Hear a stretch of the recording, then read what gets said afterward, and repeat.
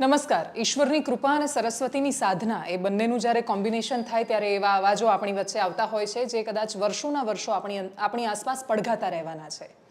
એવા અવાજો કે જે સાંભળીએ તો લાગે કે કોઈક છે કે જે ગુજરાતી અસ્મિતાને એના મૂળ સ્વરૂપમાં જીવંત કરી રહ્યું છે. કોઈક છે કે જે આપણને આપણા એ સાહિત્ય તરફ દોરી રહ્યું છે, જે સાહિત્ય સાથે વડીલોને એવી બહુ ફરિયાદ રહેતી હતી કે આજની જનરેશન તો કશું કરતી જ નથી અથવા એ જનરેશન શું આપવાની છે આપણને. આપણી વચ્ચે ગુજરાતના યુવાનોનો બુલંદ પડઘમ પડછંદ જબરદસ્ત અવાજ આદિત્ય ગઢવી છે. થેન્ક યુ સો મચ આદિત્યભાઈ, તમે આવ્યા અમારી સાથે. ગોતીલોમાંથી હજુ અમે બહાર નથી આવ્યા. Thank you so much. મને ખૂબ જ આનંદ છે. જમાવટમાં આજે આવ્યો છું અને હું દેવાંશીબેન અને જમાવટનો બહુ મોટો ફેન છું અને બધા જે પોડકાસ્ટ જે કંઈ તમે વર્ક કરી રહ્યા છો ગુજરાતમાં એ બહુ જ અદ્ભુત છે અને આજે અહીંયા જમાવટના સ્ટુડિયોમાં આવીને મને પોતાને પણ આનંદ છે.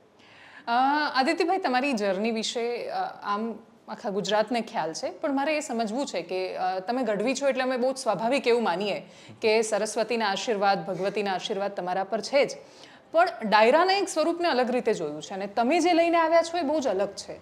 તો આ બંનેનું કોમ્બિનેશન અને એનો વિચાર એ બધું કેવી રીતે આવ્યું? તમે જેમ કીધું એમ કે એ પરિવારમાં હું જન્મ્યો છું કે જ્યાં એમ પેઢીઓથી અમે ચારણી સાહિત્ય, લોક સાહિત્ય, લોક સંગીત એની ઉપાસના કરી છે. એટલે ઘરમાં જ તે બહુ નાનો હતો ત્યારથી એ માહોલ જોયેલો. પણ મારો જે ઉછેર છે એ અમદાવાદ શહેરમાં થયો. હું ભણ્યો અહીંયાની એક ઇંગ્લિશ મીડિયમ સ્કૂલમાં.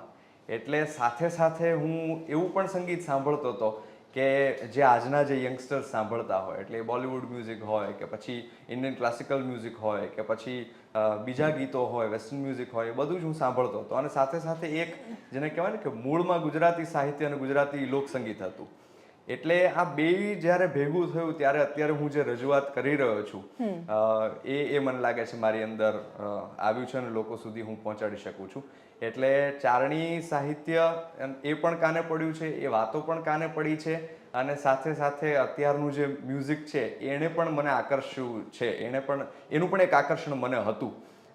એટલે બે ભેગું થઈ અને અત્યારે હું જે કંઈ રજૂઆત કરી રહ્યો છું એ થઈ રહી છે. એટલે એકમાં છલકાય યોગેશ ગઢવીનું સંતાન અને બીજી બાજુ તમે મ્યુઝિક પણ ભણ્યા છો? જી, એટલે ભણવાનો પ્રયાસ કર્યો છે એવું કહી શકું. બાકી ભણતર ઉતરતું નથી અમને બહુ. એટલે મેં લોકસંગીત તો શું કહેવાય કે પેલું ક્યાંય બેસીને નથી શીખ્યો. મારા પપ્પા પાસે કોઈ દિવસ કે આજે મને આ ગીત શીખવાડો કે આજે મને આ છંદ શીખવાડો એવી રીતના કોઈ દિવસ નથી બેઠો હું. જે કંઈ છે એ મેં સાંભળીને હું શીખ્યો છું. એટલે મારા પપ્પા હાર્મોનિયમ લઈ અને બેઠા હોય, રિયાઝ કરતા હોય, કે અમારા ઘરે ઘણા બધા કલાકારો આવતા હોય ને બેઠા હોય ને વાતો થતી હોય, એ બધી વાતો હું સાંભળતો, એ બધા ગીતો હું સાંભળતો. એટલે સાંભળીને જે કંઈ ઉતર્યું છે એ બધું મને મળ્યું છે ફોક મ્યુઝિકમાં. પણ પછી 10મા ધોરણમાં હું આવ્યો અને જેમ જેમ મારું ભણતર જેને કહેવાય ને કે બગડતું ગયું, એને મારા પપ્પાએ કીધું જો શોખ આનો જ હોય તો સારું શીખજે. એટલે મને એમણે કીધું કે ઇન્ડિયન ક્લાસિકલ મ્યુઝિક જો તારે શીખવું હોય તો શીખ, કારણ કે તને જો રસ આમાં જ હોય તો એવું જરૂરી નથી કે આપણે. એટલે હું જ્યારે 10થમાં હતો ત્યારે મારી સાથેના બીજા અન્ય છોકરાઓને પ્રેશર સાયન્સ અને કોમર્સનું હતું અને મારે ઊંધું હતું કે મારે આટલા ખરાબ પર્સન્ટેજ હોવા છતાંય મારે હિંમત કરીને સાયન્સ લેવું હતું અને મારા પપ્પાએ કીધું તું આર્ટ્સ લે એ વધારે સારું છે. એટલે મને આર્ટ્સ તરફ વળવાનું એમણે કીધું. એટલે ઇન્ડિયન ક્લાસિકલ મ્યુઝિક મેં સપ્તક સ્કૂલ ઓફ મ્યુઝિકમાં શીખવાનું ચાલુ કર્યું અને ત્યારબાદ એક કાર્યક્રમ આવ્યો કે જેમાં મેં ભાગ લીધો, લોકગાયક ગુજરાત, અને એમાંથી આગળ વધ્યો હું. ડાયરાઓ ચાલુ થયા. પણ પછી પણ એવું હતું કે મારે હજી શીખવું છે કંઈક.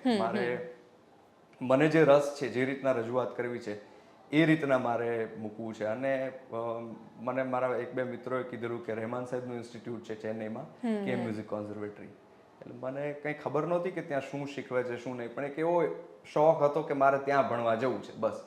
એટલે હું ગયો ચેન્નઈ અને 4 વર્ષ ત્યાં રહ્યો અને ત્યાં ઘણું બધું શીખવા મળ્યું. હું એટલું બધું કંઈ મેં ડિગ્રી નથી લીધી કે હું એટલું બધું જેને એકેડેમિક ભણતર જેને કહેવાય એ મને નથી મળ્યું, પણ એક નવો માહોલ મળ્યો જેના કારણે અત્યારે હું જે ફોક ફ્યુઝન અથવા તો યંગસ્ટર્સને ગમે એવી રીતના જે રજૂઆત કરી રહ્યો છું એ મને ત્યાંથી ઘણું બધું મળ્યું.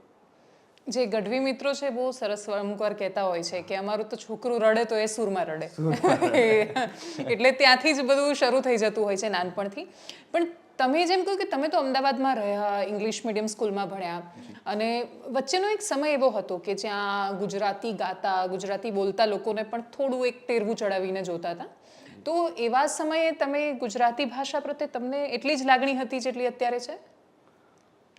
એટલે મેં આવી રીતના કોઈ દિવસ જોયું જ નથી કે મને ભાષા પ્રત્યે લાગણી છે કે નથી કે આ કે તે, પણ મને એ જે માહોલ મળ્યો તો એ નેચરલી મને આમાં વધારે મજા આવતી હતી. આ ગાવાની મને વધારે મજા આવતી હતી. એટલે ઘણી વખત એવું થાય છે કે લોકો કહે છે કે ભાઈ તમે ગુજરાતી સંગીત માટે કામ કરી રહ્યા છો કે સાહિત્ય માટે કામ, પણ હું ફ્રેન્કલી કહું તો હું એવો કોઈ પ્રયાસ નથી કરી રહ્યો.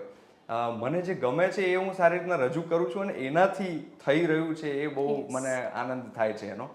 પણ મને પણ જેમ યુઝ્યુઅલી એક સિંગર જેને બનવું હોય, ગાયક જેને બનવું હોય, અને મારી એજમાં જ્યારે હું 12થમાં હતો કે કોલેજમાં હતો ત્યારે બધા મારી આજુબાજુના એવા હતા કે જેનું એક ડ્રીમ હતું કે બોલિવૂડમાં ક્યારેક ગાવા મળે, અને એવું જ મારું પણ ડ્રીમ હતું અને મારે પણ બોલિવૂડમાં જ ગાવું હતું ને એવું હતું. પણ જ્યારે હું કેએમમાં ગયો, ચેન્નઈ ગયો, અને ત્યાં મેં જોયું કે લોકો પોતાની ભાષાને, પોતાના કલ્ચરને, પોતાના સંગીતને કેટલું સુંદર રીતના રજૂ કરે છે, તો ત્યારે મને એ સમજાયું કે આપણી ભાષા, આપણું સંગીત એને સારી રીતના રજૂ કરો, એમાં જે મજા છે એવી બીજામાં નથી એમ.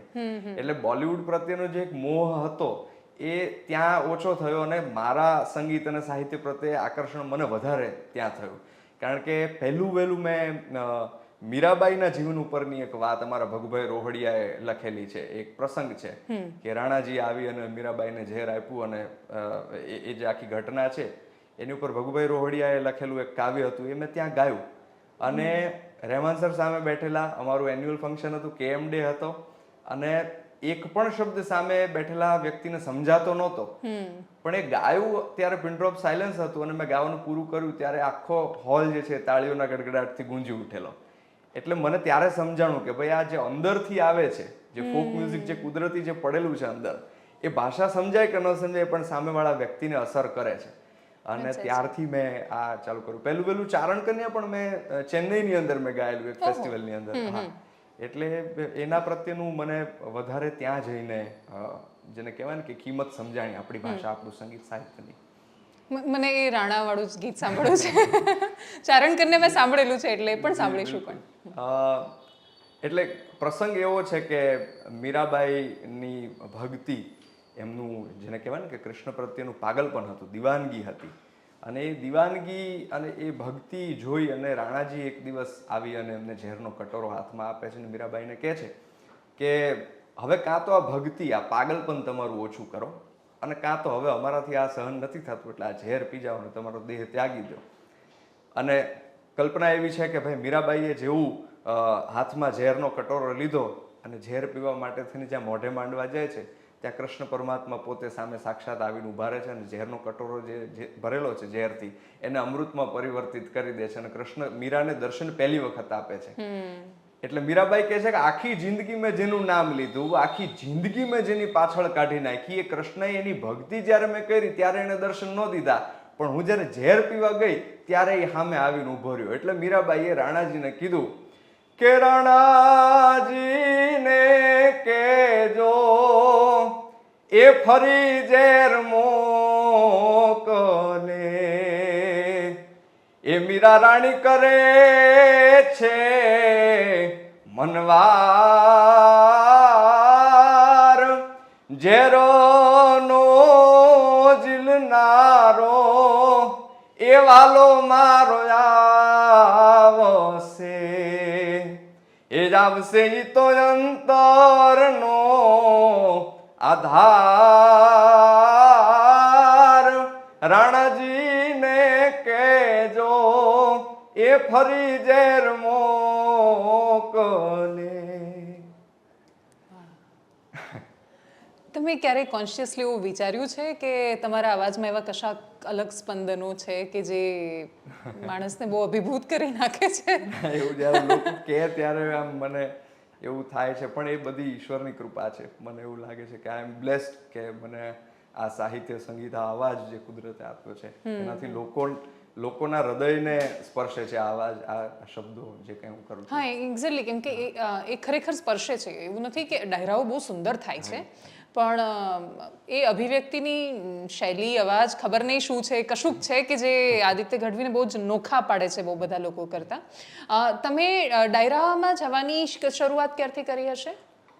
આમ મેં કોઈ દિવસ એવું વિચાર્યું નહોતું કે હું આ પ્રોફેશનમાં આવીશ અને એમાં તે ડાયરાઓ હું કરીશ કે ફોક મ્યુઝિક હું ગાતો હોઈશ એવું મેં નહોતું વિચાર્યું, કારણ કે મેં કીધું એમ કે મારું પણ બોલિવૂડમાં જેવું સમયે બોલિવૂડનું હતું.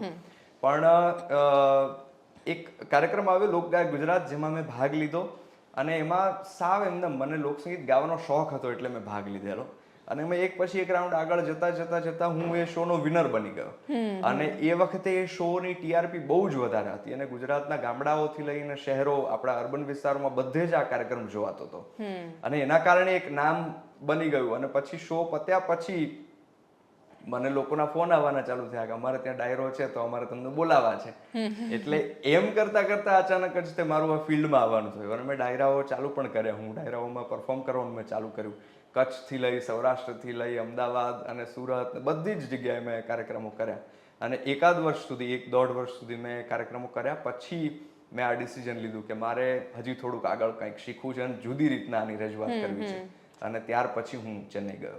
આજે ડિગ્રી વાળું ભણવાનું છે એ તમે કેટલું ભણ્યા? 12 પાસ. અચ્છા, 12 પાસ.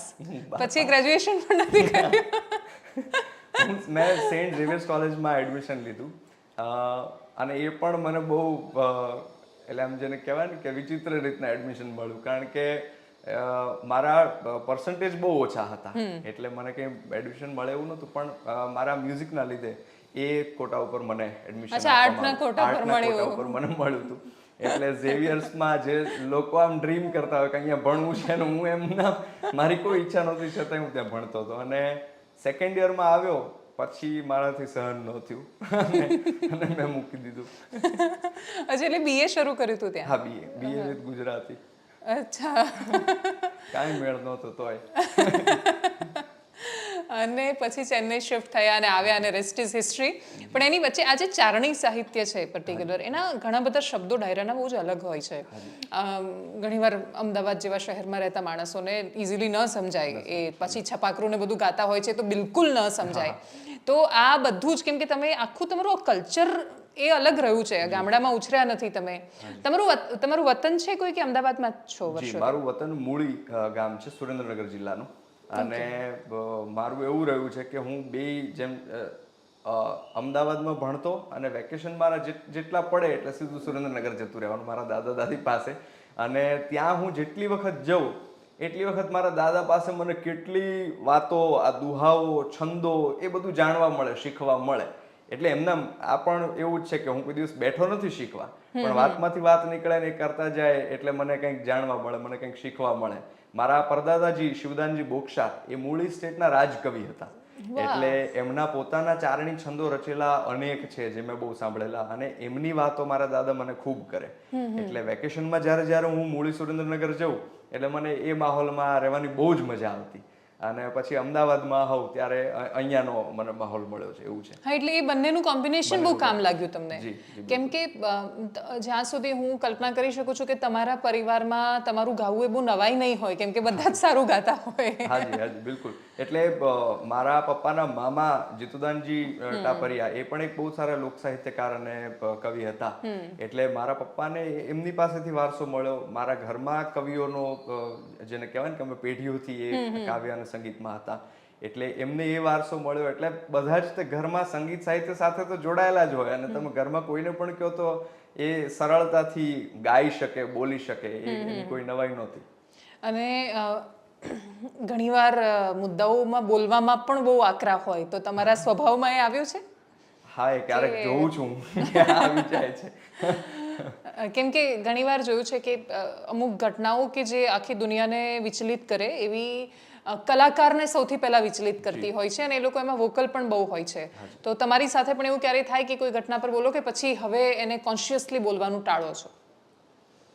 હા, એટલે હવે એવું થઈ ગયું છે, કારણ કે એક આર્ટિસ્ટ તરીકે, એક કલાકાર તરીકે તમે જેમ કીધું એમ કે તમે વધારે સેન્સિટિવ હોય દરેક વસ્તુઓને લઈને અને સહજતાથી તમને આમ કોઈ પણ વસ્તુ ઉપર જે માણસને 10% ફીલ થતું હોય તમને 100% ફીલ થાય એવું મને ફીલ થાય છે. આઈ એમ નોટ શ્યોર, પણ એ આર્ટિસ્ટને થતું હશે અને એવું મને પણ થાય છે. અને હું બહુ જ ઇઝીલી સોશિયલ મીડિયા ઉપર કંઈ પણ વિચાર્યા વગર ઘણી વખત મારી જાતને વ્યક્ત કરી દેતો હોઉં છું. પણ પછી શું છે કે આજુબાજુના લોકો હોય એ ક્યારેક સલાહ આપે કે ભાઈ બહુ આટલું બધું એક્સપ્રેસ પણ ન કરવું, એટલે થોડુંક આમ કોન્શિયસ રહેવું પડે છે હવે. પણ હા, એવું નહીં તો પછી એવું કહે ને કે આદિત્ય ગઢવીએ આ સ્ટેન્ડ લીધું અને હા, એની એમ ચર્ચાઓ એટલે- શરૂ થઈ જાય એટલે. હા, એટલે આમાં લીધું ને આમાં કેમ ના લીધું, આ કર્યું ને આ કેમ, એવું પણ ઘણી વખત થાય. હા, સોશિયલ મીડિયા, હા, વાત સાચી છે. પછી તમારી આગળની એ જર્ની એટલે ચારણ કન્યા તો સાંભળવું જ છે, પણ ગોતીલો અમને જો એકવાર સંભળાવો, પછી એના વિશે વાત કરવી છે થોડી. એ ગીત એટલા માટે બહુ અઘરું છે. હા, કેમ કે music, યસ આઈ નો, હા, એટલે મ્યુઝિક વગર ગાવું થોડુંક અઘરું છે, પણ છતાંય તો હું એક એનો એ જે અંતરો છે ને એ બહુ સરસ છે. ના, હા, બિલકુલ ગોતી લો તમે, ગોતી લો, ગોતી લો, ગોતી લો તમે, ગોતી લો, ગોતી લો, નથી જે મજામાં ખાલી વાવટા ધજામાં, એવો હાડનો પ્રવાસી ગોતી લો. ઓ કાંઠેથી જા તું જા દરિયે, દરિયેથી જા તું જા તળિયે, કાંઠેથી જા તું જા ગોતી લો તમે, ગોતી લો, ગોતી લો, કાંઠેથી જા તું જા જા, દરિયેથી જા તું જા તળિયે, કાંઠેથી જા તું જા ગોતી લો તમે, ગોતી લો, ગોતી લો, પોતાના જ દરિયામાં પોતાની જ ડૂબકીથી જાતનું અમૂલું મોતી લો. બહુ સરસ છે. તમે આ પ્રકારના ગીતો જ્યારે ગાતા હોવ છો તો શું એનું લિરિક્સ અસર કરતું હોય છે કે આ ગીતની બનવાની આખી ઘટના બહુ જ અલગ છે. એટલે યુઝ્યુઅલી શું થતું હોય છે કે આપણે કોઈ પણ ગીત બનાવીએ તો મોસ્ટલી એવું હોય કે પહેલા શબ્દો લખાય, એનો ઢાળ હોય, અને પછી એમાંથી કમ્પોઝિશન બને. પણ કોક સ્ટુડિયો ભારતમાં જ્યારે અમને કહેવામાં આવ્યું કે હું ગાઈ રહ્યો છું, પછી મને ખબર પડી કે અચિંત મ્યુઝિક કરે છે, પછી ખબર પડી કે સૌમ્ય સર શબ્દો લખી રહ્યા છે, એટલે બહુ આમ એક્સાઇટેડ હતા. પણ જેવી અમારી પહેલી ગૂગલ મીટ થઈ ડિસ્કશન માટેની, તો અમને ખબર પડી કે અચિંતે ઓલરેડી એક સ્ટ્રક્ચર બનાવેલું છે ગીતનું, કે જેમાં શબ્દો નથી પણ સ્ટ્રક્ચર છે. એટલે મારા અને સૌમ્ય સર બંને માટે બહુ જ તે અઘરી ઘટના બની ગયેલી કે હવે આમાં કઈ રીતના ઢાળ તૈયાર હોય એમાં લખવું બહુ અઘરું પડે, અને એને દિશા આપવી બહુ અઘરી પડે. એટલે આનો ઢાળ તૈયાર હતો, એક કમ્પોઝિશન રેડી હતું, અને એમાં એક થોટ સૌમ્ય સરે આપેલો છે. એટલે એ બહુ જ અદ્ભુત ઘટના મારા માટે. એટલે આમ સૌમ્ય સર માટે બહુ જ રિસ્પેક્ટ છે જ, તે એમની રચનાઓ, એમના પ્લેઝ ને બધું. પણ આમાં એમણે જે થોટ આપ્યો છે, જે દિશા આપી છે ગીતને, એ કદાચ એમણે ના આપી હોત તો આજે આખું ગીત બન્યું છે એ ના બની શકે. એટલે એ શબ્દો 100%. પછી ગાઓ તમે, પછી એ બનતું જાય, એટલે એની અસર થાય તમને. તમે જ્યારે તમારા ઘણા બધા ગીત જે યુટ્યુબ પર ને બધે જે મૂક્યા, એની અંદર આ ઉદાહરણ તરીકે રક્ત ટપકતી 100 જોડી, કે પછી હતો હું સૂતો પારણે, આ બધા ગીતો પસંદ કરતી વખતે તમને ક્યારે એવો વિચાર આવ્યો કે આ કોણ સાંભળશે? પછી સાંભળ્યા ભલે મિલિયન્સમાં, પણ છતાંય. હા, એટલે હું જ્યારે આ બધા ગીતો રિક્રિએટ કરું છું ત્યારે મારો એક બહુ જ સિમ્પલ મુદ્દો એટલો જ વિચાર હોય છે કે મને જે ગમે, મને જે અસર કરે ને, એ વસ્તુ હું રજૂ કરતો હોઉં છું. એટલે યુટ્યુબ, મારું પોતાનું જે યુટ્યુબ છે, એ એક જ એવી જગ્યા છે કે જ્યાં હું મને જે મજા આવે એ એક્સપ્રેસ કરી શકું. એટલે એ બહુ સુંદર માધ્યમ છે મારા માટે. અને જ્યારે મારો એવો અનુભવ છે કે જે વસ્તુ મને ગમી હોય, જે અસર કરી ગઈ હોય, એ જ્યારે હું રજૂઆત કરું ત્યારે લોકો સુધી પણ પહોંચે છે, અને લોકોને પણ એ અસર કરે છે. એટલે મહાહેતવાળી મેં જે ગાયું દલપતરામની કવિતા, એ મેં કોઈ દિવસ વાંચી નહોતી કે મેં સાંભળી નહોતી બાળપણમાં. પણ મારા દાદા સાથે હું એક વખત બેઠેલો, અને એમણે વાત કરી, વાતમાંથી વાત નીકળીને એમણે કીધું કે અમે નાના હતા અને સ્કૂલમાં ભણતા ત્યારે અમને એમ કે સાહેબ ગવડાવતા, હતો હું સૂતો બારણે પુત્ર નાનો. તો મને બહુ મજા આવી ગઈ કે મારા દાદાની એજ 75+ છે, અને એમને બાળપણમાં જે આ કવિતા ગાયેલી હતી એ આટલી એમના મનમાં, એમની અંદર પડેલી છે, અને એ કેટલી અસર કરે છે. તો મને એમ થયું કે આ રિક્રિએટ થવી જોઈએ, અને આને મારે રજૂ કરવી છે. અને પછી એડિશનલ લિરિક્સ થોડા મેં લખ્યા, અને દલપતરામની મૂળ કવિતાને ખાલી પિયાનો ઉપર અરેન્જ કરી અને અમે પ્રયત્ન કર્યો કે મૂકીએ. હવે ત્યારે બિલકુલ એવું નહોતું વિચાર્યું કે આને આટલા બધા વ્યૂઝ, કે આટલો બધો પ્રેમ મળશે લોકોને, આટલું બધું આ લોકોના હૃદયને સ્પર્શી જશે.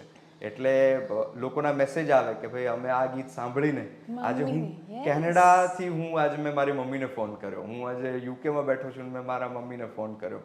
એટલે લોકોને અસર કરે છે આ બધી વસ્તુઓ. એટલે જે મને સ્પર્શ્યું હોય એ હું રજૂ કરું. પછી એવું નથી વિચારતો કે આ ગમશે કે નહીં ગમે. હા, વાત સાચી છે. અને કળાનું સર્જન થઈ જતું હોય છે. એ થયા પછી ખબર પડે કે કેટલા લોકો સુધી અસર થતી હોય. વચ્ચે જે આવે છે બધા શબ્દો એ તમે લખેલા છે? હા, થોડા એડિશનલ મેં લખ્યા ઓકે, છે. તો તમે લખો પણ છો સાથે સાથે? પ્રયત્ન કરું છું. હા, જેવી રીતે ગાવાનો પ્રયત્ન કરો છો. બધા પ્રયત્ન જ કરું છું. તો આ લખવાની શરૂઆત ક્યારથી થઈ? એટલે અંદરથી આ તો અઘરું છે, પણ આમ બધા હેશટેગ કવિરાજ કહીને બોલાવે છે, કારણ કે આમ તો અમે ગઢવીઓને કવિરાજ કહીને બોલાવે એટલે. બાકી હું એટલો બધો કંઈ જાણકાર નથી કાવ્યનો ને એવો. પણ મેં એક ગીત ગાયેલું રંગભીની રાધા, અને મારી યુટ્યુબ ચેનલ ઉપર છે, એને પણ બહુ લોકોએ પસંદ કર્યું છે. હવે એ ગીતની ઘટના એવી છે કે એ કોઈએ સાંભળ્યું જ નહોતું. દાન અલગારીની આ રચના, તખતદાન રોહડિયા, અને એની 2 જ કડી હતી કે રંગભીની રાધા ને લઈ બેઠી બાધા, મોરલિયું બંધ કર માધા, કીએ છે એમ રંગભીની રાધા. પછી અલગારી દાન કાન ગોકુળ યું ત્યાગી, અલગારી દાન કાન ગોકુળ યું ત્યાગી, પછી વન રાવણ વેણું નથી વાગી, કીએ છે એમ રંગભીની રાધા. મને એમ થયું કે આ 2 જ કડીમાંથી આખું ગીત કઈ રીતના બને, અને બીજી કડીઓ એની હતી નહીં. એટલે મને એવું થયું કે આમાં થોડુંક આગળ એડિશનલ હું લખું. એટલે મેં આગળ લખ્યું કે જામ્યો છે રંગ આજ શરણાયું સુરપખાજ, ધે તે ધે ઢોલ તાલ બાજે, સજથ્યા ગોપી ગોવાળ રાસે, રમવાન કાજ હૈયે ઉમંગ સૌના આજે, પણ માધવની વાહળીના સાંભળીને સૂરજીણા રાધા ખીજાઈને થઈ છે નારાજ, કે રંગભીની રાધા ને લઈ બેઠી બાધા. એટલે ત્યાં મેં એડિશનલ થોડુંક લખ્યું, અને એ પહેલી વખત મેં પ્રયાસ કર્યો લખવાનો. પ્રયાસ કર્યો. કેમ કે લખાયું તો બહુ સુંદર છે, એ તો હકીકત છે. તમે જ્યારે આવું બધું લખતા હોય તો તમારા પપ્પા પણ કલાકાર છે, તો શું એ તમને ટોકે કે આ બરાબર નથી થયું, કે પછી કશુંક એડિશનલ આપવાનો પ્રયાસ કરે? હા, ઘણી વખત એમને જ્યાં જ્યાં એવું લાગે કે ભાઈ આ શબ્દ કે જે ગાવાની રજૂઆત છે કે કોઈ પણ વસ્તુ, તો એમાં એ કહે ખરા કે આમાં આમ નહીં આમ કરી શકાય, કે આમ કરી શકાય. પણ એવું બહુ, પણ હવે રસ્તાઓ બહુ અલગ, I mean way of presentation બહુ અલગ થઈ ગયું ને બંનેનું. જી બિલકુલ. એટલે પણ છતાંય તેમને જ્યાં જ્યાં, કારણ કે કોઈ પણ કલાકાર હોય એ પહેલા શ્રોતા હોય છે, કોઈ પણ આર્ટિસ્ટ હોય એ પહેલા શ્રોતા હોય છે. એટલે હું પણ, મને એવું લાગે છે કે મૂળ મારું સાંભળવાની જે ટેવ છે એના કારણે અત્યારે જે કંઈ હું રજૂઆત કરું છું એ થઈ રહી છે. એટલે મારા પપ્પાનું પણ એવું જ છે કે એ બહુ સારા શ્રોતા છે, એમણે ઘણું બધું સાંભળ્યું છે. એટલે ભલે સાહિત્યના ક્ષેત્રમાં હોય, ભલે ચારણી સાહિત્ય રજૂઆત કરતા હોય, પણ ગઝલથી માંડી અને ગીતોથી માંડી અને લોક સંગીત સુધી બધું જ તે એમણે સાંભળ્યું હોય. એટલે દરેક જગ્યાએ એમને જે સાંભળીને એવું લાગે કે આ કરવા જેવું છે, તો એ સજેસ્ટ કરતા હોય. તમારા ગમતા લેખક કવિ કોણ રહ્યા આટલા વર્ષોમાં? કેમ કે તમે મેઘાણીની વાત પણ કહી છે, કાગ બાપુની પણ વાતો કહી છે. કવિ કાવ્યની રીતના જોવા જઈએ તો મને કૃષ્ણ દવે, રાજેશ વ્યાસ મિસ્કિન, સૌમ્ય જોશી સાહેબ, રાજેન્દ્ર શુક્લ સાહેબ, આ બધાના કાવ્યો ગમે. અને લોકસંગીતની અંદર જો હું વાત કરું તો ઝવેરચંદ મેઘાણી છે, દુલાભાઈ કાગ છે, અમારા તખતદાન રોહડિયા, દાન અલગારી છે, આ બધા જ તે કવિઓ. કવિદાદ છે, કવિદાદ બાપુની રચનાઓ એટલી અદ્ભુત છે. એટલે નામ લેવા જઈએ કે વાત પછી તો બહુ આખું લાંબી થઈ જશે. હા, એટલે ઘણા બધા એવા આર્ટિસ્ટ કવિઓ છે. તો તમે એ પેઢીમાંથી નથી કે જેને કાવ્ય સાથે કોઈ આમ ખાસ એટલો પ્રેમ ના હોય? કેમ કે તમે કે તમારી જનરેશન, તમારું આખું કામ અને આ બધું બહુ જ મેચ થઈ રહ્યું છે, એટલા માટે મેં આ સવાલ કર્યો. હા, એટલે હું એટલો બધો બહુ કાવ્ય તો નથી વાંચી શકતો, કે હું એટલો બધો પેલું નથી. પણ હા, હું જ્યારે પણ મને ક્યાંક કોઈ સારી વસ્તુ મળી જાય, કોઈ શેર મળી જાય કે કોઈ કાવ્ય મળી જાય, તો હું એને વાંચું અને સમજવાનો પ્રયત્ન કરું, કારણ કે આ ક્ષેત્રમાં છીએ એટલે, અને મજા આવે. તમે ચારણી ભાષા એટલી જ સરળતાથી સમજી શકો છો જેટલી કહેવાય છે? ના, બહુ અઘરું છે એ, કારણ કે એ ડિંગળ ભાષા. અને આમ જોવા જાવ તો હું, કારણ કે એ સમાજમાંથી છું અને એ પરંપરામાંથી આવું છું, એટલે મને દુઃખ પણ એટલું જ છે કે હવે એવી કોઈ શાળાઓ કે એવા કોઈ લોકો પણ નથી કે જે સમજાવી કે શીખવાડી શકે. એટલે અમે જેટલું પણ સમજીએ છીએ થોડું ઘણું, કારણ કે સાંભળ્યું બહુ છે, અને એની ઉપર વક્તવ્યો હોય કે એની ઉપર વાતો થઈ હોય, કાગબાપુના રેકોર્ડિંગ સાંભળ્યા હોય, હેમુ ગઢવીના રેકોર્ડિંગ સાંભળ્યા હોય, એટલે થોડી ઘણી સમજણ પડે, કારણ કે એ માહોલમાં છીએ એટલે. પણ એટલું બધું કમ્પ્લીટલી જેને કહેવાય કે સમજી શકાય એવી મારી ક્ષમતા નથી. અને દુઃખ પણ એ વાતનું છે કે હવે કંઈ શીખી શકાય એવું પણ એવા બહુ ઓછા લોકો છે કે જેની પાસે જઈને હજી શીખી શકાય. એટલે એ પેઢી આખી આગળ વધતી જઈ રહી છે. તમે જ્યારે રક્ત ટપકતી 100 જોડી બનાવ્યું તો એનું મેકિંગ બહુ જ સરસ રીતે થયેલું છે, તો એ તમને વિચાર ક્યાંથી આવ્યો? કદાચ 15 ઓગસ્ટની આજુબાજુ એને લોન્ચ કર્યું હતું એવા જ કોઈક દિવસે. હા, લોન્ચ 15 ઓગસ્ટ આજુબાજુ કર્યું, પણ એમાં ઘટના એવી છે કે મેઘાણીજી ઉપરનો જ કોઈ કાર્યક્રમ હતો અને હું યુટ્યુબમાં જોતો હતો અને એમાં શાહબુદ્દીન રાઠોડ સાહેબ બોલી રહ્યા હતા અને મેઘાણીજીની અલગ અલગ રચનાઓ ઉપર એ વાત કરતા હતા અને રક્ત ટપકતી 100 જોડી કેવી રીતના લખાયું એના વિશેની એમણે વાત કરી અને એમણે કીધું કે મેઘાણીજીની આંખોમાં એ વખતે કંઈક પેલું હતું એટલે એમણે ટીપા નખાવેલા કે એવી કંઈક ઘટના હતી ને આંખો બંધ હતી અને દેવદાસ મેઘાણીએ એક મેગેઝિન આવતું હતું ત્યાં, એમાંથી એક કાવ્ય વાંચ્યું, સમબડી ઇઝ ડાર્લિંગ નામનું. અને એ સમબડી ઇઝ ડાર્લિંગ આખું કાવ્ય વાંચ્યા પછી મેઘાણીજીની ઉપર એની એટલી બધી અસર થઈ કે એમણે આંખો બંધ હોવા છતાં, એ દવા નાખેલી હોવા છતાં એમણે પેન્સિલ અને કાગળ મગાવ્યા અને એની એ વખતે એનો ભાવાનુવાદ કર્યો કોઈનો લાડક વાયો સ્વરૂપે. અને એ જ્યારે મેં આખી વાત સાંભળી કે અમદાવાદની જેલમાં બેઠા બેઠા એક કવિએ આખું કાવ્ય આપણને આપ્યું અને જે આટલું સુંદર છે, તો મને એવું થયું કે આને હું રજૂ કરું અને એવી રીતના ક્રિએટ થયું. જો એ તમે થોડું સંભળાવી શકો તો. બિલકુલ. એ રક્ત ટપકતી 100 જોડી સમરાંગણથી આવે, હે રક્ત ટપકતી 100 જોડી સમરાંગણથી આવે, કેસર વરણી સમર સેવિકા, કેસર વરણી સમર સેવિકા, કોમળ સેજ બિછાવે કે ઘાયલ મરતા મરતા રે માતની આઝાદી ગાવે, ઘાયલ મરતા મરતા રે માતની આઝાદી ગાવે. આ જે આ કવિતા છે મેં બે જ લોકોના મોઢે આટલી સરસ રીતે ગવાતી સાંભળી છે. એક તમે એક 90 વર્ષના ધારાસભ્ય છે ગુજરાત વિધાનસભામાં, પહેલી વિધાનસભામાં હતા અને એ એમની ખાસી ઉંમર થઈ ગઈ છે અને હું એમનો જ્યારે ઇન્ટરવ્યૂ કરવા માટે ગઈ તો મેં એમને પૂછ્યું કે તમને આમ શું પ્રેરણા આપતું હતું એ સમયે કે તમે એ સમયે રાજનીતિમાં આટલા ઇન્વોલ્વ થયા? તો એમણે આ કવિતા આખી ગાઈને સંભળાવી અને આખી ગાઈ, આટલી ઉંમરે 90 વર્ષના છે અને એટલે જ સંગીત, શબ્દો કેવી રીતે લોકોના માનસ પર અસર કરતા હોય છે એની આપણે કલ્પના નથી કરી શકતા ઘણીવાર. તમને કયું ફોર્મ વધારે ગમે છે તમારા એક્સપ્રેશનનું? એટલે તમે આ જે ગીત ગાઓ છો એ કે હમણાં જેમ ગોતીલો આવ્યું કે પછી તમે જે રીતે ચારણ કન્યા મુક્ત મને સરસ ગાતા હોવ છો એ કે પછી ડાયરામાં રજૂ થતા હોવ છો એ? મને એવું લાગે છે કે અમારું જે ડાયરાનું ફોર્મ છે એ બહુ યુનિક અને સુંદર એટલા માટે છે. ડાયરાનું ફોર્મ એટલે ચારણી શૈલી જે હોય એની હું વાત કરું છું કે એ ખાલી સિંગિંગ નથી, એમાં એક વાત છે કંઈક કહેવા માટે થઈને અને એ ગવાય પણ છે. એટલે એ બંનેનું કોમ્બિનેશન જે છે એ મને હંમેશા ગમે છે.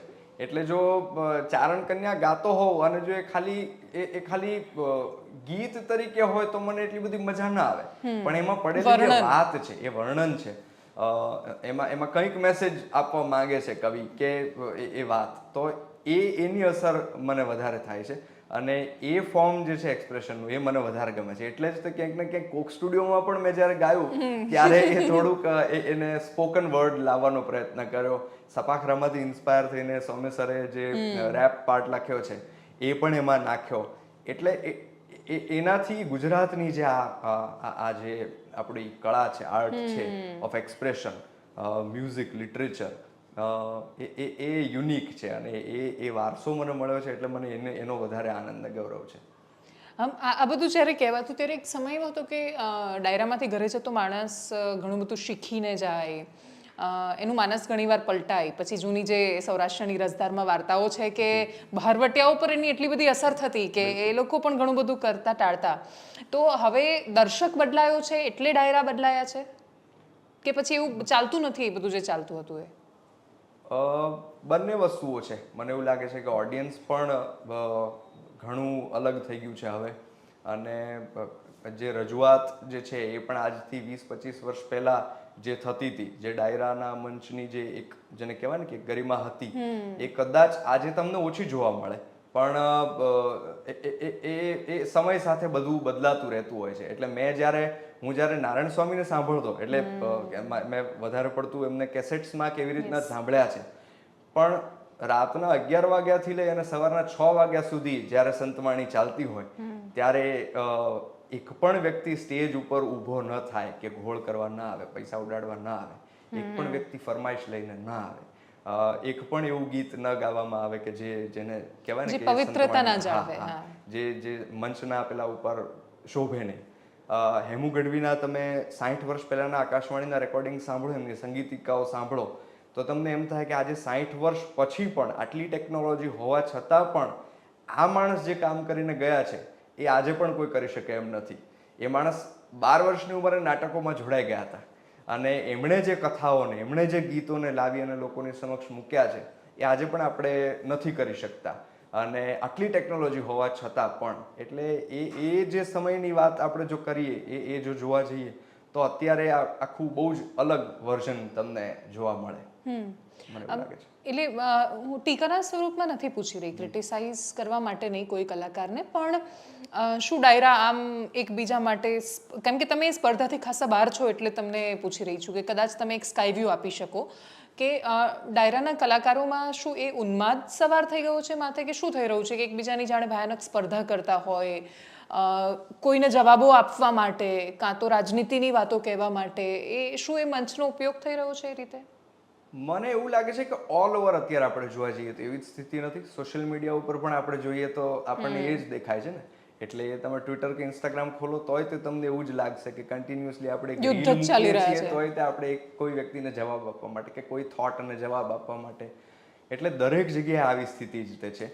પણ એટલે એ પેલા મંચની ગરિમા હતી. હા, બિલકુલ બિલકુલ. એટલે એ 100% એનું સભાનતા કે એનું કોન્શિયસ પેલું વિચાર જો દરેક કલાકારો કરે, અને મને એવું લાગે છે કે બધાને પ્રયત્ન તો કરવો જ છે, પણ દરેક આર્ટિસ્ટને કે કલાકારને એક જે ફ્લો ચાલતો હોય એની અંદર જ તે ચાલવું પડે છે. એટલે ઘણી વખત સંઘર્ષ કરતા પણ હોય છે ઘણા લોકો, અને એનો ભાગ પણ બની જતા હોય છે લોકો.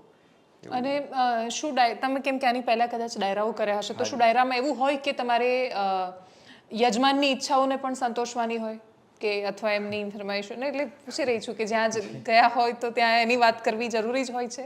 એટલે પ્રોફેશનલી જ્યારે તમે કરતા હો બેન, એટલે મને એવું લાગે છે કે એ હવે ન છૂટકે તમારે કરવું જ પડે. કારણ કે હવે હું કોઈના ઘરે પરફોર્મ કરવા ગયો હોય કે કોઈના ઘરના પ્રસંગમાં હું ગયો હોય તો સ્વાભાવિક છે કે એક આર્ટિસ્ટ તરીકે કે તમે એનું નામ લેવાના જ છો 5 વખત. નહીં, એ તો બરાબર છે, પણ એટલે એ પ્રોફેશન અને આર્ટ, આ બે વસ્તુઓ જ્યારે ભેગી થાય ત્યારે આપણને જોવા મળે છે. એટલે એ અત્યારનો શું કહેવાય કે આ સમયનો આપણો બહુ મોટો બેક પેલું છે. ના, અમે કેમ કે હું ડાયરાને લગતા પ્રશ્ન એટલે કરું છું કેમ કે કદાચ આખા ગુજરાતમાં સૌરાષ્ટ્ર અને કચ્છની ધરતી એવી હતી કે જેણે સાહિત્યને બહુ સુંદર રીતે સાચવીને રાખ્યું અને વારસામાં આપ્યું. પણ હવે જે થઈ રહ્યું છે કે ડાયરા કાં તો કોમ્પિટિશનનું ઘણા બધા બહુ જ સારા પણ થાય છે, પણ મીડિયા, હું પહેલા કરીશ એટલે એ મારો પ્રશ્ન છે કે ત્યાં જે ઘણીવાર જે વ્યક્ત થતું હોય છે, તો ડાયરામાંથી શૂરવીરતાની વાતો, અધ્યાત્મની ઘણીવાર વાતો, અને એ બધાની સાથે સાથે શું આ બધું આવી રહ્યું છે કે ડાયરામાંથી નીકળીને માણસને એવું લાગે ને હવે આજે લડી જ નાખવું છે. હા, એટલે મને એવું લાગે છે કે કોઈ એક રસ જે છે એનું અત્યારે વધારે પ્રચાર થઈ રહ્યો છે. નવ રસ છે આપણી પાસે. એટલે આપણી લોકસાહિત્યની વાતોમાં પણ જેટલી શૂરવીરતાની વાતો છે, એટલી ત્યાગ બલિદાનની પણ વાતો છે, એટલી પ્રેમની પણ વાતો છે, એટલી દાતારીની ને ભક્તિની પણ વાતો છે. એટલે આપણા જો મને જેના માટે ખૂબ જ રિસ્પેક્ટ હોય એવા કલાકારોની વાત કરું તો ભીખુદાનભાઈ છે, પદ્મશ્રી ભીખુદાન મામા છે, કે પછી શાહબુદ્દીન રાઠોડ સાહેબ છે. આ બધાના જ્યારે તમે કાર્યક્રમો સાંભળો ત્યારે તમને ખબર પડે કે એમાં ઘણી બધી વસ્તુઓ છે. એટલે ડાયરો એ એવું જરૂરી નથી કે ખાલી સૌરાષ્ટ્ર કચ્છની જ વાત હોય. એમાં કદાચ ચાર્લી ચેપ્લિનની વાત પણ હોઈ શકે, જો એમાંથી કંઈ મોટિવેશન મળી શકે એવું હોય તો. એમાં સિકંદરની વાત પણ મેં સાંભળેલી છે ડાયરામાં. એમાં બહારના કોઈ વ્યક્તિની પણ વાત હોઈ શકે, પણ કહેવાનો મતલબ છે કે એ મંચ જે છે એ સંગીત અને સાહિત્ય મનોરંજનનું માધ્યમ લઈ અને લોકોમાં સારી વાતો અને સારા સંસ્કાર આપવાનું એક સરળ માધ્યમ છે એવું મને લાગે છે. પણ અત્યારે આપણે કદાચ તમે જે કહી રહ્યા છો એ સાચી વાત છે કે કોઈ એક રસને વધારે આપણે મહત્વ આપી રહ્યા છીએ. બીજું ગુજરાતી ગીતો પર પણ સમજવું છે કે ગુજરાતી ગીત ઘણા બધા આવી રહ્યા છે, પણ જે બહુ ચાલી રહ્યા હોય એ પ્રકારના ગીત, એટલે જેમ કે અત્યારે તો ન્યૂઝ ચેનલમાં કલાકના કાર્યક્રમ ગુજરાતી ગીતોના ચાલતા હોય છે, પણ એની અંદર જે મેં તમને શબ્દનો જે આની પહેલા સવાલ કર્યો હતો કે ગીત નાનું છોકરું પણ જો ગાય છે તો એની સાથે બોલે પણ છે. એટલે ટીવી જોતા જોતા જો મારું 5 વર્ષનું બાળક એવું શીખે છે કે હું એક ગીત ગાઈ રહ્યું છું, પણ એના જે શબ્દો છે એ સાંભળીને જો મને એવો સવાલ થાય કે આ ગુજરાતી ગીત છે અથવા આ પ્રકારનું, તો શું તમે આ પ્રકારના ગીતોને અથવા તમારી પાસે આવે તો એને એન્ડોર્સ કરતા હોવ છો? મારે શબ્દો એટલે નથી બોલવા કેમ કે કોઈ એકાદ ગીત પર થઈ જશે, આવું જનરલાઇઝ ઘણું બધું થઈ રહ્યું છે. હાજી, ના, હું બને ત્યાં સુધી એવો પ્રયત્ન કરું છું કે એ બાબતે કોન્શિયસ રહું કે હું જે ગાઈ રહ્યો છું એનો શું અર્થ છે કે શું છે. એટલે જ્યારે મારી શરૂઆત થઈ આ ક્ષેત્રની અંદર, ત્યારે મારી અંદર પણ એટલું બધું સભાનતા નહોતી કે હું જે ગાઈ રહ્યો છું એની આટલી અસર થતી હોય છે કે હું ગાઈ રહ્યો છું એ નોટિસ થતું હોય. પણ મારા પપ્પાએ મને એ વાત શીખવાડેલી છે કે ભાઈ તમે જે કંઈ ગાઓ છો એનો બને ત્યાં સુધી અર્થ સમજી અને ગાઓ. એટલે હું જ્યારે પણ કંઈ ગાઉં ત્યારે પ્રયત્ન એવો કરું કે ભાઈ જેમ તમે કીધું એમ કે 4 વર્ષનું છોકરું પણ ગાતું હોય તો ઘરમાં કોઈને એવું ન થવું જોઈએ કે આ શું ગાય છે એમ, કે એને બંધ ન કરાવે. એ છોકરાને તે માણસ એમ કે ભાઈ આ વધારે સંભળાવતો એમ.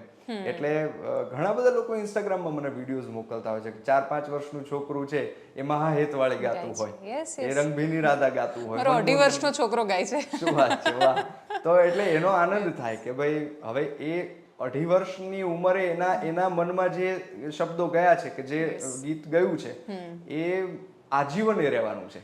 એટલે એ જ્યારે પણ એ પોતાના બાળપણની વાત કરે ત્યારે એને એ હશે કે ભાઈ હું આ ગીત સાંભળતો હતો, ત્યારે એને એ સારું ગીત હોય તો વધારે સારું.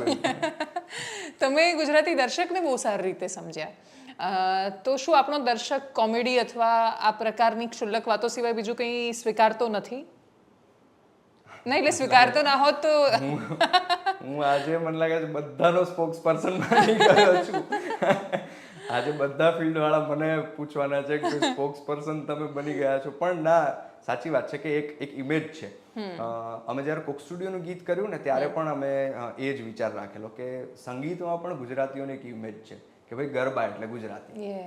એટલે અમે એવો પ્રયત્ન કર્યો કે ભાઈ આને ગરબા તો નથી જ કરવા, કોઈ પણ પ્રકારે એ હીંચના તાલમાંથી બહાર કાઢવું છે આ ગીતને. એટલે અમે આ રૂપ આપ્યું. ભલે એમાં સ્પોકન વર્ડ લીધો કે ચારણી સાહિત્ય લીધું, પણ એ જે ગરબાની ઇમેજ છે એમાંથી બહાર કાઢ્યું. તો એવી રીતના એક આ પણ ઇમેજ છે કે ભાઈ કોમેડી, એ ગીત હોય કે પછી આપણી મૂવીઝ હોય કે પછી કોઈ પણ મંચ હોય, તો એની એક ઇમેજ બંધાઈ ગઈ છે મને એવું લાગે છે. પણ અમારા ભીખુદાન જેમ કહે છે, ભીખુદાનજી, કે કોમેડી છે ને, હાસ્યરસ છે ને, એ ડાયવર્ઝન છે, એ મેઇન રોડ નથી. એટલે એ ડાયવર્ઝન માટે કામ લાગે, પણ એ હાસ્યના માધ્યમથી પણ મૂળ તો સારી વાત કહેવા માંગે છે. નહીં, આ પ્રશ્ન હું તમને એટલે પૂછી રહી છું કેમ કે તમારાથી આખી પેઢી ઇન્સ્પાયર થાય છે. એ લોકો જ્યારે મ્યુઝિકને કે ગુજરાતને કોઈ રીતે એની કલ્પના કરે છે તો એની અંદર એ લોકો પ્રયોગો કરતા ન ડરવા જોઈએ. કેમ કે જો એ લોકોની પાસે જવાબ હશે કે નહીં આવું કરી શકાય અને આવું કરીએ તો સફળ થવાય છે. કેમ કે કોઈ પણ વ્યક્તિ એ કોમેડી અથવા બીજા ટાઈપના લિરિક્સ એટલે લખે છે કેમ કે એને એવું લાગે છે કે હું આનાથી સફળ થઈ જઈશ. એટલા માટે મેં તમને આ સવાલ કર્યો. એટલે you are the spoke person કેમ કે તમે સફળ થયા છો આમાં. ના, બિલકુલ તમારી વાત સાચી છે. મને એવું લાગે છે કે ઘણી બધી વસ્તુઓમાં કોઈ પણ ફિલ્ડ હોય એમાં ઈઝી રસ્તાઓ હોય જ તે દરેક વસ્તુની અંદર. એ મ્યુઝિક હોય કે પછી ફિલ્મ્સ હોય કે કોઈ પણ સ્ટેજ હોય, એ ઈઝી રસ્તો કોમેડી હંમેશા રહે જ છે કે તમારું ગીત વાયરલ કરવા માટે થઈને તમે અંદર 2-4 એવા શબ્દો નાખી દો કે એવી વાત નાખી દો તો કોમિક બનાવીને તમે એને બહુ ઇઝીલી વાયરલ કરી શકો. અને મને એવું લાગે છે કે નેગેટિવિટી પણ બહુ ઇઝીલી વાયરલ છે. આપણે આજે જોઈએ તો અમુક પ્રકારના ગીતો જે ફની આવતા હોય છે એમાં મિલિયન્સમાં વ્યૂઝ હોય છે, એટલે લોકોને એ જોવું ગમે છે, કોમેડી વધારે જોવી ગમે છે, પણ એ ઇઝી રસ્તો છે, એ કરવું બહુ સહેલું છે, એ કરી શકાય જ છે. એવું આજે ધારો કે હું મારી જ વાત કરું તો મને કેટલાય લોકોએ કીધું છે કે તમે આવા ગીત કેમ નથી ગાતા, કે આ તો તમે સીધા વાયરલ થઈ જશો અને તમે હિટ થઈ જશો. પણ મને એમ થાય કે નહીં, મારે એ નથી કરવું એમ. મને પોતાને નથી મજા આવતી એવા ગીતો ગાવાની કે મને એવી રજૂઆત કરવાની. તમે જ્યારે શરૂઆત કરી ત્યારે ક્યારે એવું વિચાર્યું હતું કે આ ફોર્મમાં તમે આટલા બધા સફળ થશો? ના, બિલકુલ નહીં. એટલે ઘણું બધું પેલું મેનિફેસ્ટેશન જે કહે છે ને, મેનિફેસ્ટેશન્સ બહુ જુદા જુદા બધા ભેગા થઈ અને એક ફોર્મ બન્યું છે અત્યારે. એટલે હું જ્યારે સ્કૂલ કોલેજમાં હતો ત્યારે હું કોન્સર્ટ્સ જોવા જતો. બોલિવૂડ આર્ટિસ્ટમાં મારા ગમતા સિંગર્સ જે હોય, કૈલાશ ખેર છે કે કે છે કે શ્રેયા ઘોષાલ છે, સુનિધિ ચૌહાણ છે, આ બધાને પરફોર્મ કરતા હું જોતો ત્યારે મને એવું થતું કે યાર ક્યારેક આપણને જ આવી રીતના ગાવાનો મોકો મળે તો મજા આવે એમ, કે આપણા ગીતો ઉપર આટલા હજારો લોકો ઝૂમતા હોય. અને એક સમયે હું ડાયરાઓ પણ જ્યારે જોતો ત્યારે મને એમ થતું કે યાર આવી રીતના મારે તે ગીત ગાવું છે. એટલે બંને વસ્તુઓ ભેગી થઈ અને અત્યારે એક અર્બન કોન્સર્ટ, ગુજરાતી કોન્સર્ટના સ્વરૂપે, ફોક કોન્સર્ટના સ્વરૂપે અત્યારે હું જે રજૂઆત કરી રહ્યો છું એ છે. પણ આવું વિચાર્યું નહોતું કે હું આવું કંઈક કરતો હોય છે. અને મેં તમારો એક વિડીયો જોયો હતો, સદગુરુનું જે ફંક્શન હતું શિવરાત્રીનું, એની અંદર તમે ગાઈ રહ્યા હતા, તો એની નીચે હું કમેન્ટ્સ વાંચી રહી હતી. તો ત્યાં જોવાવાળા તો બધા જ બહારના રાજ્યના, બહારના દેશના લોકો હતા, અને એ લોકો કદાચ તમારો ગાયેલો કોઈ જ શબ્દ નહોતા સમજી રહ્યા, અને છતાં એ લાગણીની સાથે, ડિવાઇન ફિલિંગની સાથે કનેક્ટ થઈ રહ્યા હતા. તો તમે આ પ્રકારના જ્યારે ગીત ગાતા હોવ છો ત્યારે એ પ્રોફેશનલી સ્ટુડિયોમાં અલગ રીતે ગવાય અને કોન્સર્ટમાં ને બધા અલગ રીતે ગવાતા હોય છે. તો તમે પણ એ વાઇબ્રેશન્સને ફીલ કરતા હો છો સાથે સાથે? હા, સદગુરુના ઈશા ફાઉન્ડેશનમાં મેં જે પરફોર્મ કર્યું એ મારા માટે બહુ જ અદ્ભુત અનુભવ હતો. કારણ કે હું કાયમ એવું વિચારતો કે આ ઈશા ફાઉન્ડેશન જે જગ્યા છે એ સરસ છે, મારે એક વખત વિઝિટ કરવી છે, કે મેડિટેશન કે એવું કોઈ કંઈક થતું હોય તો મારે જવું છે એમાં. અને મને ફોન આવ્યો સીધો ઈશા ફાઉન્ડેશનમાંથી કે અમે કોઈમ્બતુર ઈશા ફાઉન્ડેશનથી બોલીએ છીએ ને, વી want you to perform on the Mahashivratri event. એટલે મેં કીધું હું તો ગુજરાતી ફોક ગાઉં છું, હું ત્યાં શું ગાઈશ? તો કે no, we want you to perform Gujarati folk only. કારણ કે એ લોકો અલગ અલગ રિજન્સમાંથી, સ્ટેટ્સમાંથી અલગ અલગ આર્ટિસ્ટને બોલાવતા હતા, અને એમાં મારી પણ એમને ખબર હશે તો મને બોલાવ્યો. તો મેં કીધું હું ગાઈશ ગુજરાતી જ, તે વાંધો નથી ને? તો કે yeah, we want you to sing this. અને હું ત્યાં ગયો અને તમે જોયા હશે દ્રશ્યો કે લાખો લોકો હોય અને એ એટલી ડિવાઇન ફિલિંગ હોય છે એ વખતે કે તમે શું પરફોર્મ કરી રહ્યા છો કે ટાઈમ ક્યાં જઈ રહ્યો છે એ ખબર જ ના પડે. અને મારો વારો હતો રાતના 2:30 વાગે. એટલે મને એવું હતું કે રાતના 2:30 વાગે તો કોણ સાંભળશે, પણ દુનિયાભરમાંથી લાઈવ ટેલિકાસ્ટ લોકો જોતા હોય છે, ત્યાં લાખો લોકો હોય છે, એ એનર્જી જે હોય છે. અને મેં ત્યાં ગાયું અને બીજા દિવસે હું ત્યાં જ હતો અને ત્યાં અમે એક રેસ્ટોરન્ટ જેવું છે ત્યાં હું જમતો હતો, ત્યાં તમિલ લોકો આવીને મને કહે, brother you have amazing voice like A drum. મને કે you have voice like drum. એટલે એમ કે બહુ પાવરફુલ વોઇસ છે એવું કંઈક કહેવા માંગતા હશે. કારણ કે મેં ચારણી છંદો ગાયેલા એટલે એને ડ્રમ વાગતા હોય એવું લાગતું હશે. એટલે અસર થઈ એમ. તમે તો ચેન્નઈ રહ્યા ને 4 વર્ષ, તો તમે સમજો છો તમિલ ભાષા? થોડી તમે જે બોલ્યા ગુંજમ એટલે થોડું થોડું. અચ્છા, ગુંજમ ગુંજમ એટલે થોડું થોડું. ગુંજમ યસ. કુંજમ કુંજમ. અચ્છા, આઈ થિંક એવું જ છે. હા. મૂન ટી અના એટલે 3 ચા આપો અના એમ. આવું બધું મેં થોડું થોડું શીખી લીધેલું. અન્ના એટલે તો હા, અન્ના એટલે ભાઈ કે, અને ટી એટલે ચા. ટી એટલે ચા, અને મૂન એટલે 3. મૂન એટલે 3. તો તમે ખાલી મૂન જ શીખ્યા, કેમ કે અન્ના ને ટી તો તો હા ઓબ્વિયસ છે. એવા એક બે વર્ડ્સ જ શીખ્યો, કારણ કે રિક્ષા કરવાની હોય જ્યાંથી જવું હોય ત્યાંથી કોલેજ સુધી, એટલે રિક્ષાવાળાને શું કહેવાનું, એવરીડે ગોઈંગ અના. બાજુ એમનું ઇંગ્લિશ બહુ સરસ છે, આપણું ઇંગ્લિશ ભૂલવાડી દેવું. એટલે એ પ્રકારનું ઇંગ્લિશ શીખવા મને મળ્યું. હું ચા ભૂલી ગયો હતો ત્યાં, કારણ કે પહેલો વહેલો હું ત્યાં ગયો અને અમે ઓર્ડર કરી ચા. એટલે પેલા ભાઈએ આમ ઉકાળો હતો એક બાજુ ચાનો અને એક બાજુ દૂધ હતું, એ લઈને ભેગું કરી અને આમ આપી દીધું. મારા તો ત્યાં જ હોશ ઉડી ગયા કે આપણને ચા નહીં મળે અહીંયા. પછી ફિલ્ટર કોફી બચાવવામાં આવી. તો પછી ત્યાં ફિલ્ટર કોફી પીધી અને તો જમવાનું પણ અઘરું પડ્યું હશે ત્યાં તો ક્યાં ગોળો રોટલો કોળી આપ ક્યાં ખૂબ અઘરું પડ્યું એટલે હું પાછો આવી ગયો હતો ત્યાંથી, એટલું અઘરું પડ્યું. અચ્છા જમાવટના મંચ ઉપર પહેલી વખત ફર્સ્ટ ટાઈમ એવર આ ખુલાસો આદિત્ય ગઢવીએ કર્યો કે તેઓ ચેન્નઈથી ભાગીને પાછા આવી ગયેલા. એટલે હું તમે કહો 4 વર્ષ પૂરા કર્યા? હા કર્યા. પછી તો અચ્છા. ધક્કો મારીને પાછા મોકલ્યો મારા પપ્પાએ કે ભાઈ અમે ફી ભરી દીધી છે, હવે તું જા ગમે એમ કરીને પૂરું કર. મને કે તું પૂરું કર. પણ પછી હું ત્યાં ગયો એટલે મેં જોયું કે આ તો માહોલ જ આખો જુદો છે, ક્લાઇમેટ જુદું, ભાષા જુદી, ફૂડ નથી. એટલે મેં કીધું માંડીવાળું વિચાર. એટલે હું તો અમારું જે પ્રી ફાઉન્ડેશન જે કોર્સ ચાલતો હતો એટલે મેઇન કોર્સ ચાલુ થાય પહેલા ત્યારે જ હું તો પાછો આવી ગયો કે મને નથી રસ. પછી પણ હું ત્યાં ટકી ગયો. મને ત્યાં મિત્રો પણ એવા મળી ગયા. એ જે માહોલ હતો મ્યુઝિકનો એ પણ ધીરે ધીરે મને મજા આવવા માંડી ત્યાં, અને હું સેટ થઈ ગયો અને 4 વર્ષ મેં કાઢી દીધા. અચ્છા, તો હવે ઇડલી ખાવ છો?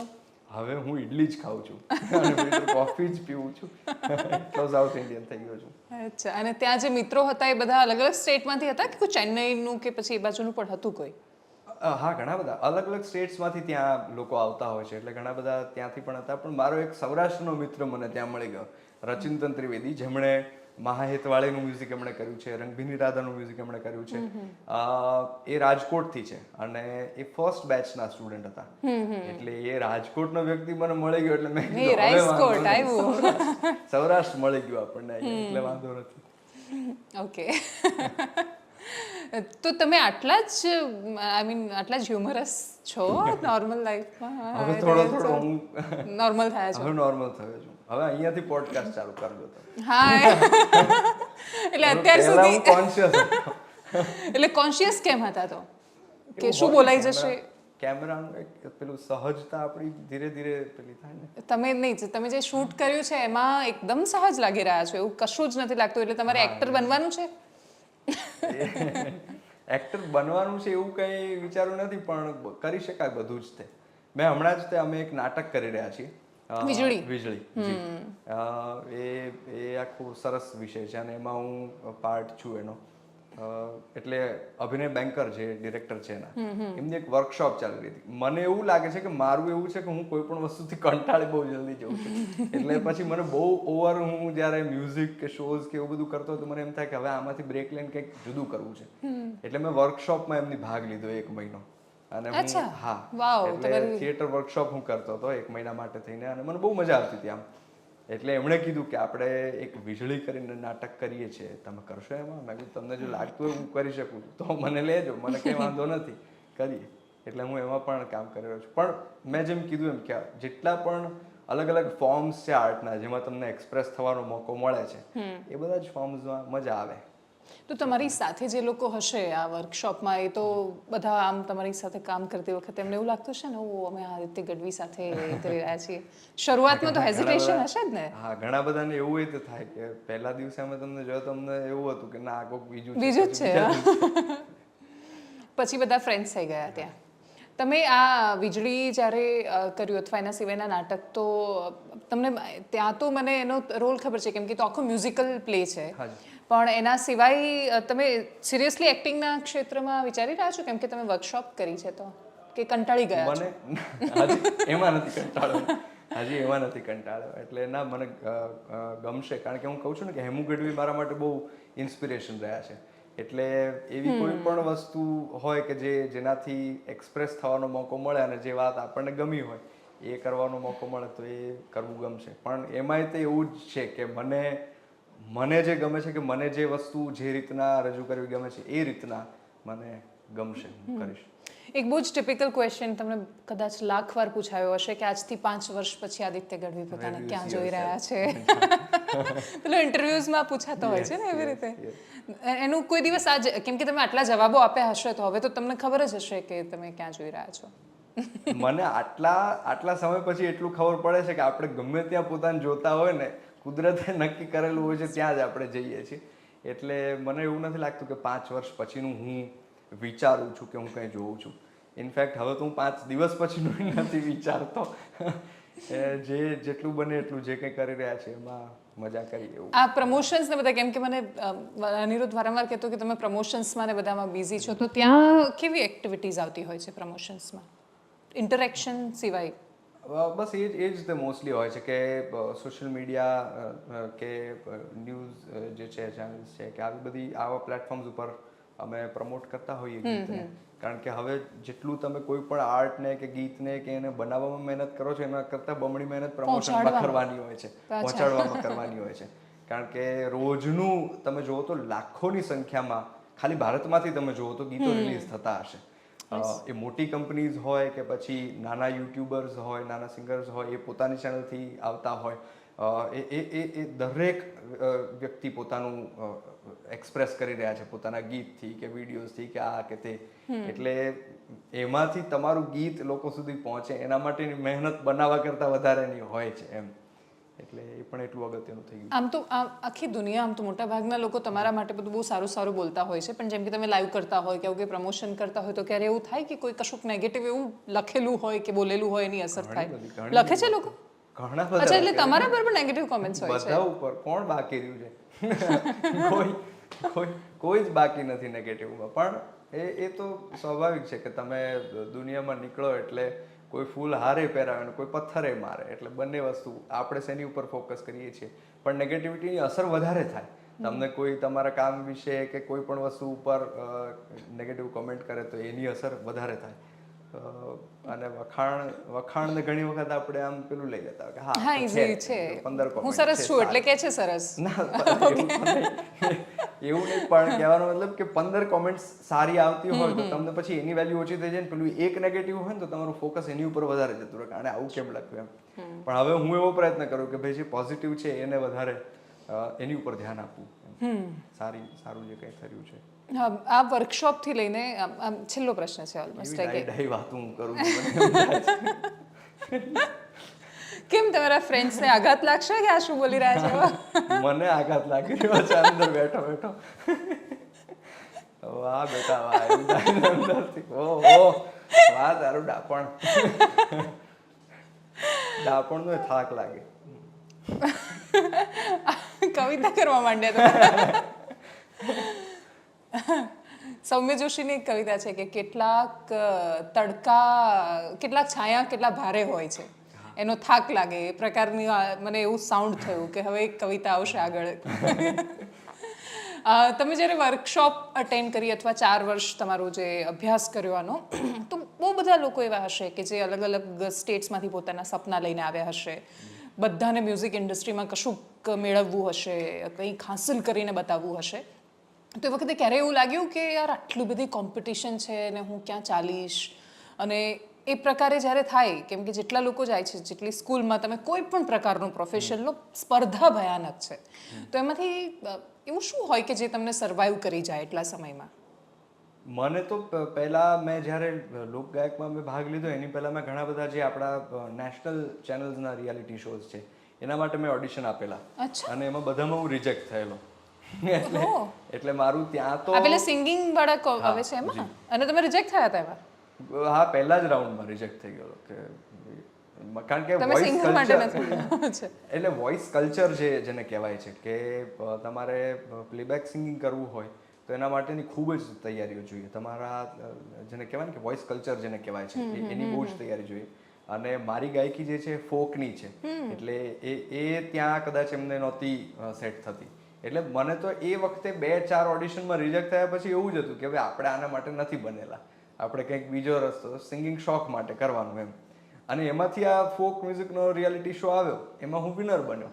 એટલે ઘણી વખત આપણને જેમ રસ્તામાં નીકળતા જઈએ એમ એમ આપણો પણ પરિચય થતો જાય અને આપણને ખબર પડતી જાય.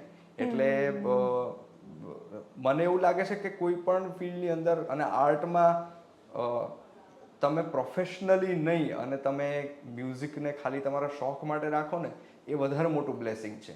કારણ કે અત્યારે જ્યારે હું પ્રોફેશનલી કરી રહ્યો છું ત્યારે મારે કન્ટિન્યુઅસલી એના માટે વિચારવું પડે છે કે આને કઈ રીતના હું કરીશ, આને કઈ રીતના મૂકીશ, આ કેટલા લોકોને કેવી રીતના ગમશે, કેવું નહીં ગમે, આ તે. કારણ કે મારી યુટ્યુબ ચેનલ માટે અલગ વસ્તુ છે, ફિલ્મ માટે ગાતો હોય, કોક સ્ટુડિયો માટે મેં ગીત ગાયું હોય કે અલગ લોકોની સાથે તમે કામ કરતા હોય ત્યારે તમારે બધા જ એસ્પેક્ટ્સ વિચારવા પડે. શો કરતા હોય ત્યારે તમારે બધું વિચારવું પડે. એટલે એ જે વસ્તુ છે તમારી આર્ટને મારી નાખે એમ. એટલે તમારું જે કુદરતી તમે પોતાના માટે ગાતા હોય કે ક્રિએશન કરતા હોય એ ઓછું થઈ જાય.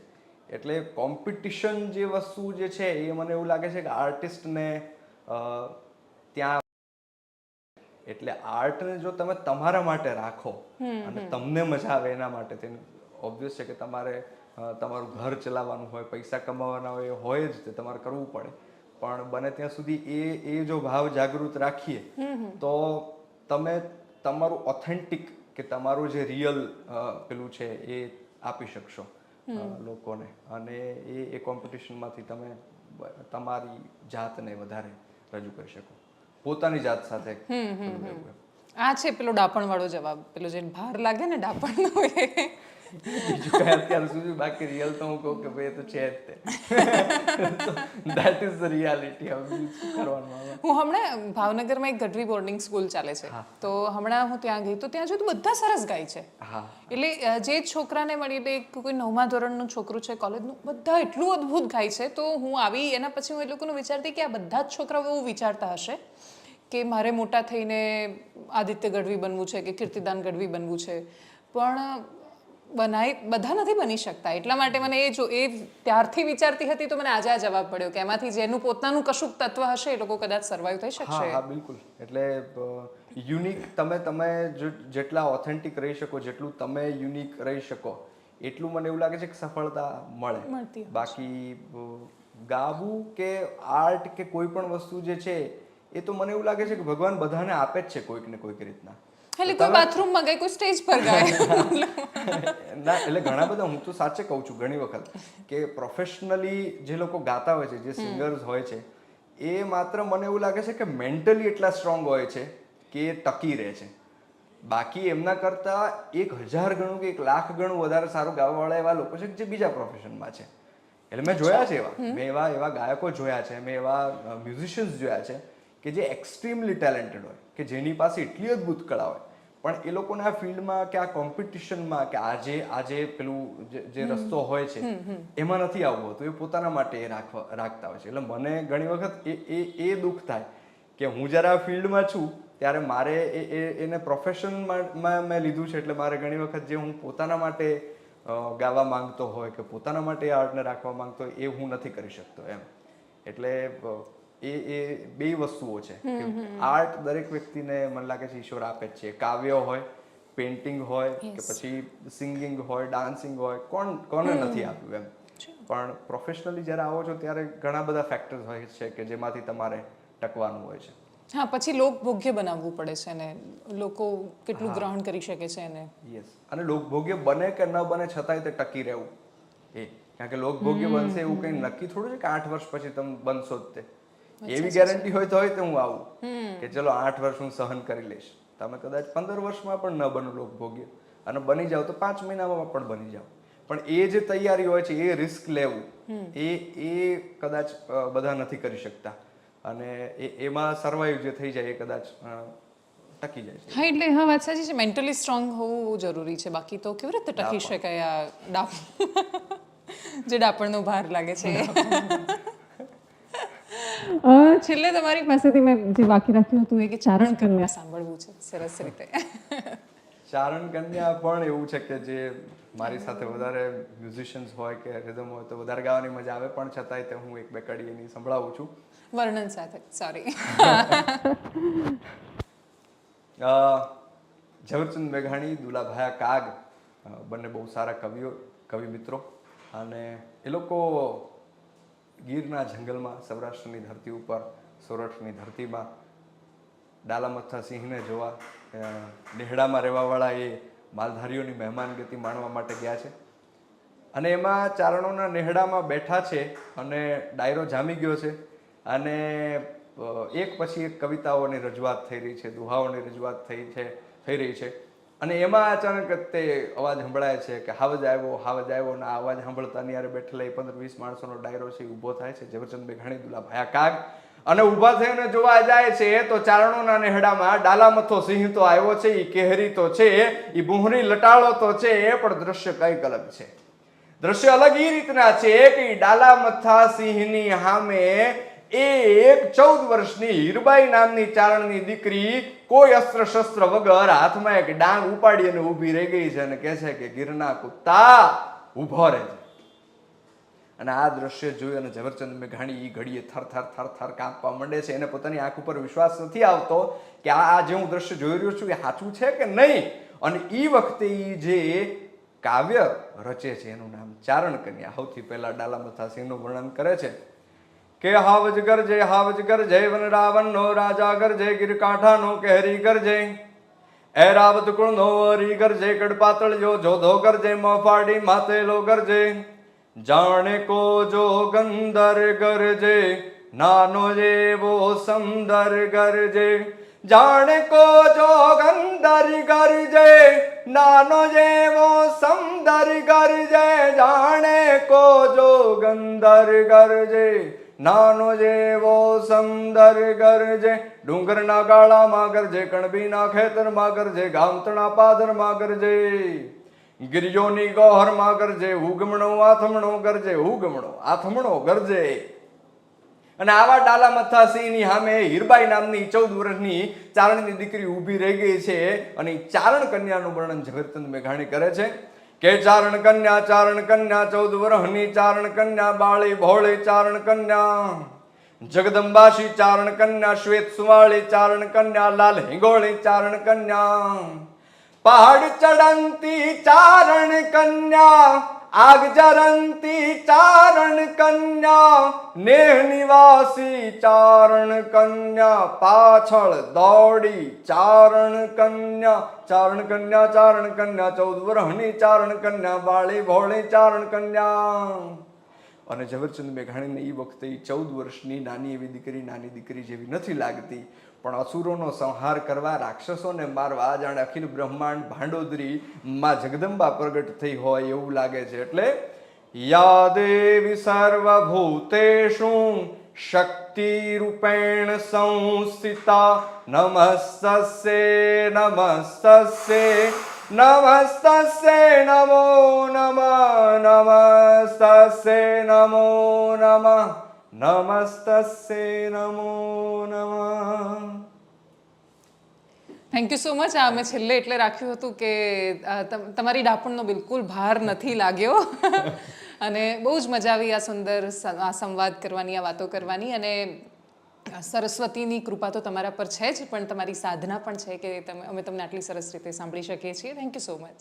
Thank you. ખૂબ જ તે આભાર જમાવટનો અને દેવાંશીબેનનો.